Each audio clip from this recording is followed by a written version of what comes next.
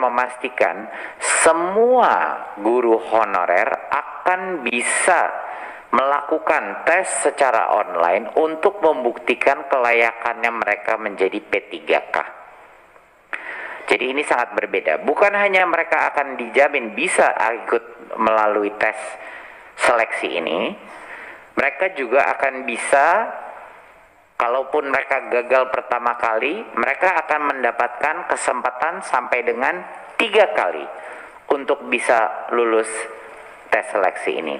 Bukan hanya itu, dari GTK akan dipersiapkan juga materi-materi pembelajaran mandiri secara online bagi teman-teman guru untuk bisa lebih menguasai, dan kemungkinan mereka untuk lulus tes itu bisa meningkat kalau mereka mengikuti pembelajaran online tersebut. Itu secara gratis diberikan ya Mas Iwan, secara gratis diberikan, dan itu pembelajaran online secara mandiri. Jadi juga ada panduan, ada bantuan.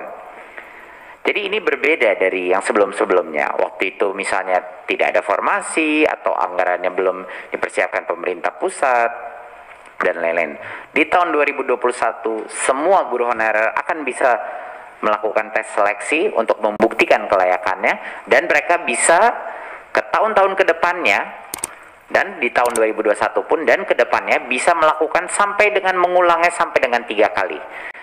Jadinya ini adalah memberikan kesempatan yang sama, kesempatan yang demokratis bagi seluruh guru honorer se-Indonesia untuk menjadi P3K.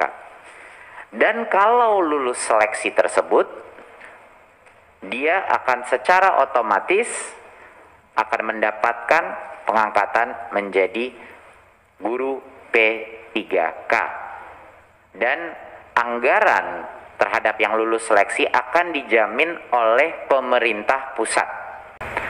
Akan dijamin oleh pemerintah pusat. Jadinya yang lulus seleksi, yang lolos seleksi, yang lulus tes tersebut, akan gajinya akan dianggarkan di tahun 2021 dan seterusnya di tahun 2022. Jadinya pada saat ini kami bisa dan sudah mempersiapkan sampai dengan mencapai sampai dengan 1 juta guru jika lulus seleksi. Tapi harus lulus seleksi. Ya.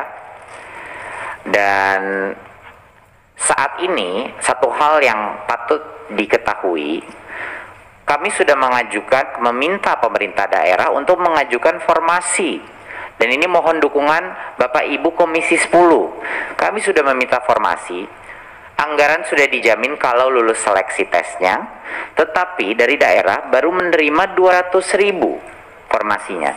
Pasti kebutuhannya lebih besar dari itu. Jadi saya harap Bapak baik dari Kemendikbud, jajaran Kemendikbud, dan juga Komisi 10 bisa membantu untuk memastikan bahwa setiap daerah mengajukan formasi yang lebih banyak.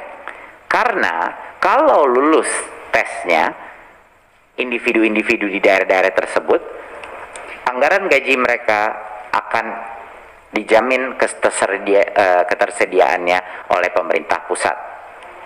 Ya, jadi ini mohon ditekankan.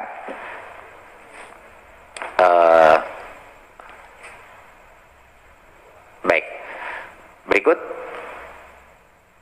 Ya, jadi itu mungkin sekian dari saya presentasinya, 2 kabar gembira mengenai guru honorer. Walaupun isu guru honorer ini tidak akan 100% bisa diselesaikan dalam 1 tahun 2021, tapi ini adalah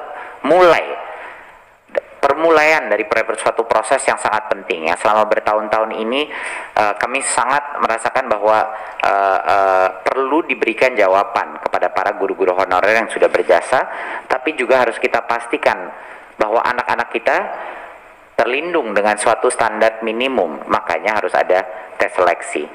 Tapi perbedaannya apa? Perbedaannya adalah di tahun 2021 tes secara online ini akan bisa dilakukan oleh semua guru honorer tanpa ada masalah kapasitas, dan bisa dilakukan beberapa kali sampai dengan maksimum 3 kali. Dan jika lulus seleksi akan dijamin gaji pokoknya dengan penganggaran dari APBN, yaitu dari pemerintah pusat. Jadi ini harapan saya ini memberikan semangat kepada para guru honorer untuk bisa mempersiapkan dirinya untuk seleksi ini di tahun 2021.